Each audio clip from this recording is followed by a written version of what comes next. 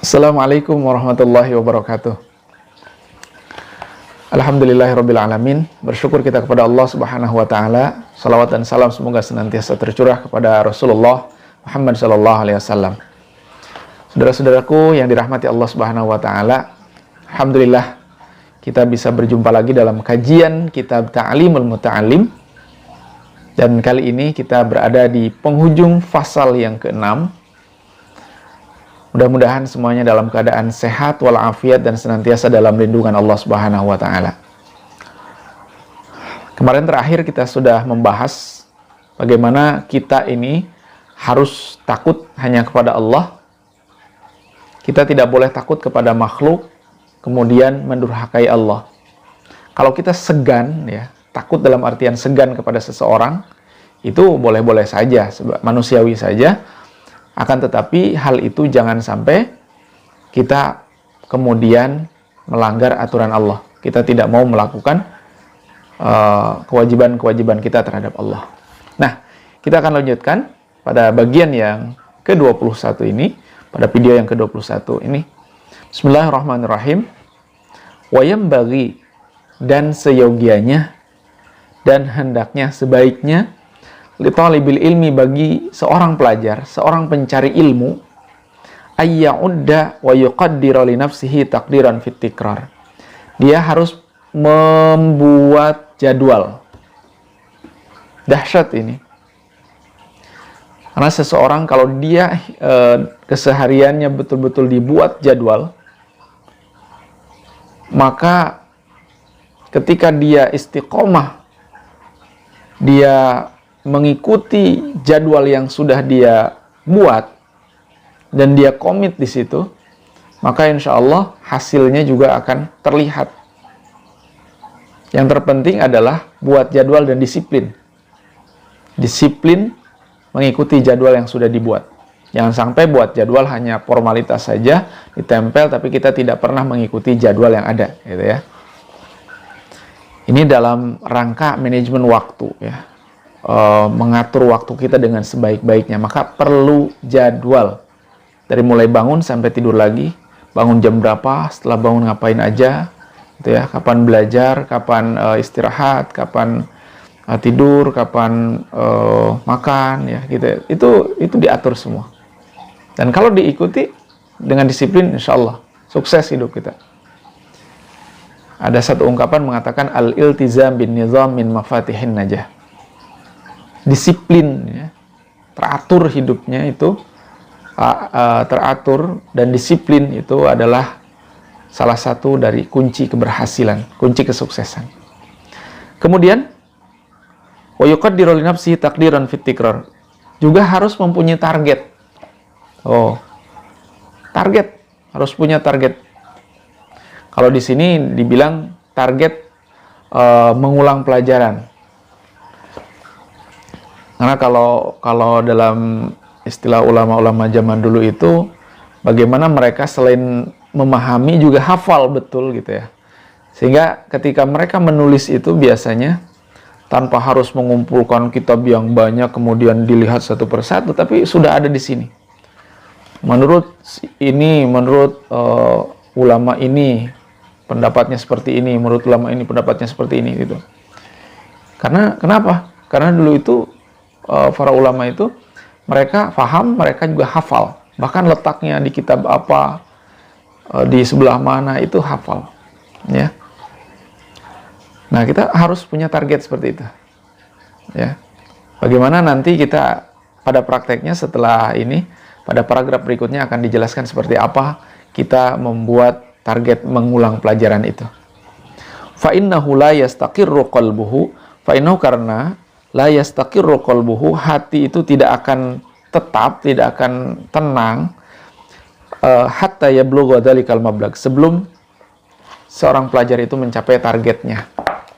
Seorang pelajar yang bertanggung jawab itu kan punya target, dan kalau target itu belum tercapai, maka dia masih belum bisa tenang tuh hatinya ya.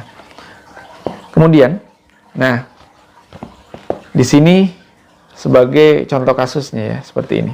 Wa yambaghi, dan hendaknya, sebaiknya, seyogianya, ayyukarriro, hendaklah seorang pelajar itu mengulangi pelajarannya sabqal amsi, pelajaran hari kemarin, khamsa marratin, sebanyak 5 kali.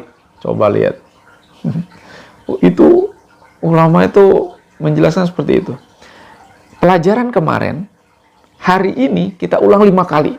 Baca 5 kali. Gimana nggak hebat ya? Luar biasa. Terus wasabqal yaum alladzi qoblal amsi arba'a marrat. Hari sebelum kemarin, ya pelajaran yang hari sebelum kemarin itu diulang 4 kali. Wasabqal ladzi qoblahu salasan. Kemudian hari sebelumnya lagi, ya pelajaran hari sebelumnya lagi itu diulang 3 kali. Walladzi qoblahu isnain. Dan hari sebelumnya lagi itu diulang 2 kali. Walladzi qoblahu wahidan. Dan hari yang sebelum yang 2 kali itu juga diulang 1 kali. Fahadza ad'a ilal hifdzi. Dengan cara ini akan lebih memudahkanmu untuk hafalnya pasti ya. Secara kasat mata, bukan kasat mata ya. Kelihatan lah gitu dari cara para ulama menjelaskan bagaimana mereka mengulangi pelajarannya. Yang kemarin diulang 5 kali, kemarinnya diulang 4 kali, kemarinnya lagi diulang 2 kali. Itu pasti hafal ya kalau seperti itu. Coba kita terapkan gitu ya. Coba kita terapkan. Nah, untuk memudahkan seperti ini deh. Kalau tadi hari sebelumnya pusing, contohnya seperti ini. Ini hari Kamis. Maka pelajaran hari Rabu diulang 5 kali. Pelajaran hari Selasa diulang 4 kali. Pelajaran hari Senin diulang 3 kali. Pelajaran hari Ahad diulang 2 kali. Pelajaran hari Sabtu diulang 1 kali. Seperti itu. Kita lanjut. Wayam bagi dan seyogianya atau hendaknya alla ya'tadal mukhafatata. Dalam mengulangi pelajarannya itu jangan membaca dengan suara lirih. Fitikro dalam mengulangi pelajaran itu jangan dengan suara yang lirih dan tidak jelas. Li'anna darsa, karena dalam belajar itu yang bagi hendaknya ayyakuna biquwwatin wa nasyatin. Harus dilakukan dengan tenaga yang penuh, dengan powerful. Ya, kalau belajar itu harus semangat. Wa nasyatin, dan penuh dengan semangat. Jangan baca Bismillahirrahmanirrahim. Wah, itu malas. Jangan malas. Pokoknya harus tegap. Kemudian suara lantang dan penuh semangat. Ya, memang di sini, maaf ya, di sini mungkin orang berbeda pendapat karena ada sebagian orang yang biasa belajar itu dengan cara yang dia diam baca gitu ya. Ada yang pelan-pelan gitu ya. Kemudian memang ada yang suara keras gitu. Nah, kalaupun yang biasa bersuara keras juga kalau memang sedang bersama temannya yang mungkin temannya lebih sukanya belajarnya tidak kencang gitu, tidak keras suaranya, ya juga harus menghargai. Jadi sesuaikan aja tempatnya. Karena memang setiap orang itu punya perbedaan dalam cara belajarnya. Tapi di sini dijelaskan, wala yajharu jahron, namun jangan terlalu keras. Wala yujhida nafsahu kaila yanqati anitikro, jangan juga memaksakan diri sehingga menyulitkan diri kita belajar itu. Wah, pokoknya saya harus belajar dengan sekuat tenaga, tapi kemudian menyulitkan dirinya, itu juga tidak ya. Fa khairul umur awsatuha. Yang penting yang bagus ya tengah-tengah lah, pertengahan. Kayak tadi dalam belajar tidak terlalu lirih, apalagi nggak jelas cara pengucapannya gitu ya. Apalagi kalau kita menghafal Quran, misalkan menghafal hadis, menghafal buku-buku ya, kitab-kitab yang berbahasa Arab, kalau tidak diucapkan dengan jelas itu biasanya agak sulit untuk menghafal, sulit untuk memahaminya. Maka kalaupun tidak keras tapi suaranya jelas ucapkannya. Kalau bismillah ya Bismillahirrahmanirrahim. Jangan Bismillahirrahmanirrahim. Hati-hati ya. Kita harus betul-betul pertama melatih vokal kita, kemudian juga membantu otak kita dalam mencerna pelajaran, dalam menghafal pelajaran, seperti itu ya. Hukia diceritakan anak Aba Yusuf, bahwa Abu Yusuf karena yuzakirul fikhi, beliau mendiskusikan fikih, atau juga bisa diartikan menghafal kitab fikih, ma'al fuqaha'i, bersama para ahli fikih, biquwatin wa nasyatin, dengan suara yang lantang dan penuh semangat. Wa kana sihruhu yata'ajabu fi amrihi. Lalu saudara iparnya heran gitu. Kenapa heran? Dia berkata, ana a'lamu annahu ja'iun mudh khamsati ayyamin. Saya tahu bahwa Imam Abu Yusuf itu telah 5 hari kelaparan, artinya dia kurang makan. Wa ma'adzalika, akan tetapi bersama dengan kondisi dia yang kurang makan itu, annahu yunadziru ma'al quwwati wan nasyad. Tapi dia belajarnya itu suaranya lantang dan penuh semangat. Nah, ini menjelaskan kepada kita bahwa selapar-laparnya kita, kurang-kurangnya makannya kita, contoh Abu Yusuf nih, kalau lagi belajar tetap semangat gitu. Wayam bagi, dan seyogianya Allah yakuna li talibil ilmi fatratun wa tahayyur. Seorang pelajar itu nggak boleh surut semangatnya dan nggak boleh bingung gitu. Fa innaha afatun, karena itu adalah penyakit, karena itu adalah suatu kecelakaan lah. Bagi seorang penuntut ilmu, sekali lagi harus penuh semangat. Bagaimanapun kalau belajar, fokus, penuh semangat, fokus. Kalau lagi belajar jangan mikir kemana-mana gitu. Harus fokus, harus konsentrasi. Wa kana ustadzuna Syekhul Islam Burhanuddin yaqul, guru kita Syekhul Islam Burhanuddin berkata, innama ghalabtu ala syurakai bi anni lam yaqa'il li al-fatratu wal intirab fit tahsil. Imam Syekh Islam Burhanuddin dia mengatakan, innama ghalabtu, sesungguhnya aku dapat mengalahkan, dapat melampaui ala syurakai, teman-temanku dari sisi prestasi, bi anni lam yaqali al-fatrah, karena aku tidak pernah surut dalam belajar, dalam semangat belajar itu. Wal intirab, nggak pernah bimbang, bingung, kacau gitu ya. Tetap semangat, tetap fokus. Kalau belajar ya belajar, kalaupun ada masalah di luar itu ya nanti gitu. Jangan saat belajar kita memikirkan masalah itu.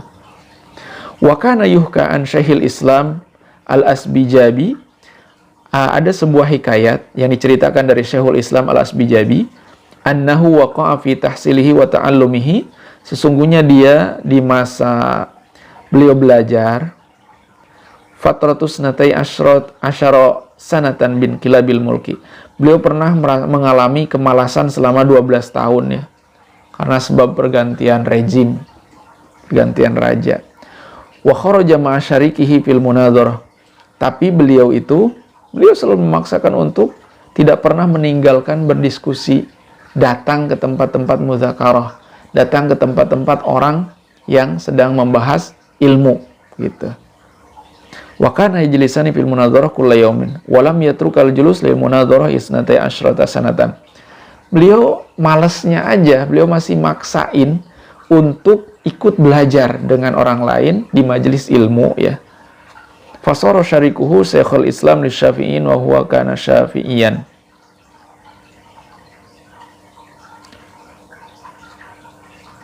Dan pada akhirnya sahabat beliau menjadi seorang guru besar bagi penganut mazhab Syafi'i, dan beliau Syafi'iyah, dan beliau bermazhab Syafi'i.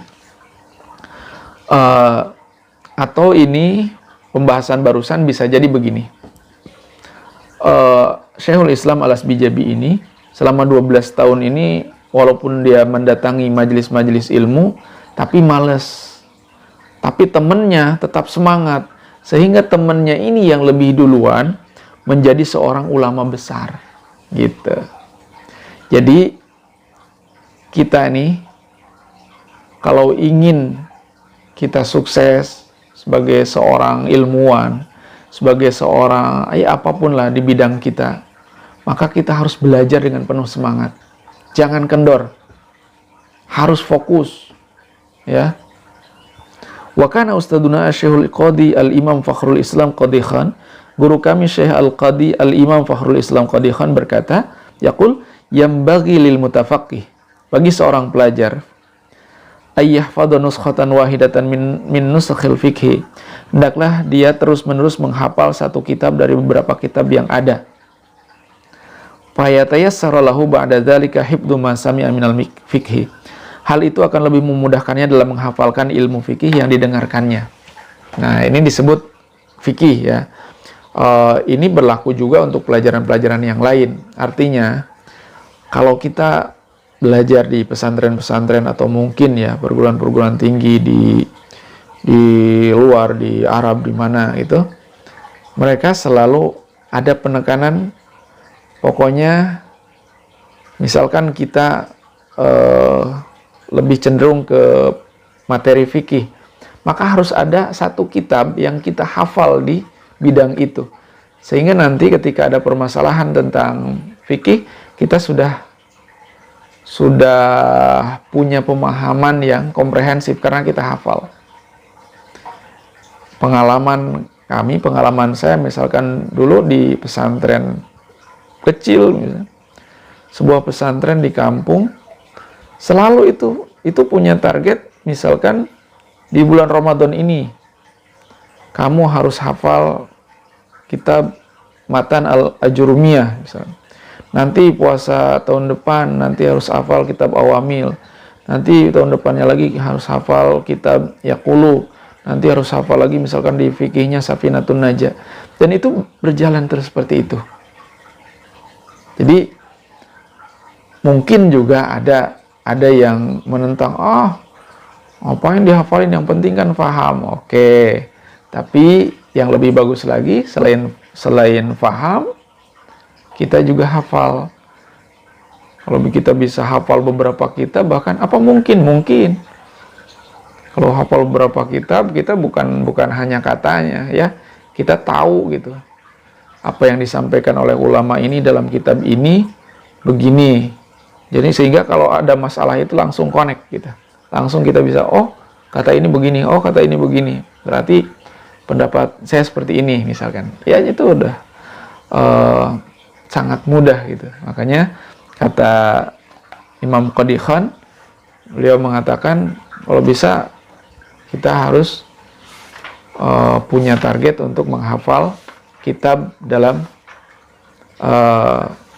berbagai bidang ya, terutama bidang yang memang kita minati. Baik, itu saja teman-teman sekalian ngobrol-ngobrol kita pada kesempatan kali ini, mudah-mudahan bermanfaat untuk kita semua. Kesimpulannya tadi adalah bagaimana kita harus mempunyai jadwal belajar, kita juga harus punya target belajar ya. Kemudian kita juga harus betul-betul semangat di dalam belajar, gak boleh kendor apapun keadaannya, harus fokus, harus disiplin ya. Itu saja, insya Allah pada kesempatan berikutnya kita akan membahas pembahasan yang baru di pasal yang ke-7, yaitu tentang tawakal. Mudah-mudahan kita semua senantiasa diberikan kesehatan dan ada dalam lindungan Allah Subhanahu wa taala. Terima kasih. Wabillahi taufiq wal hidayah. Wassalamualaikum warahmatullahi wabarakatuh.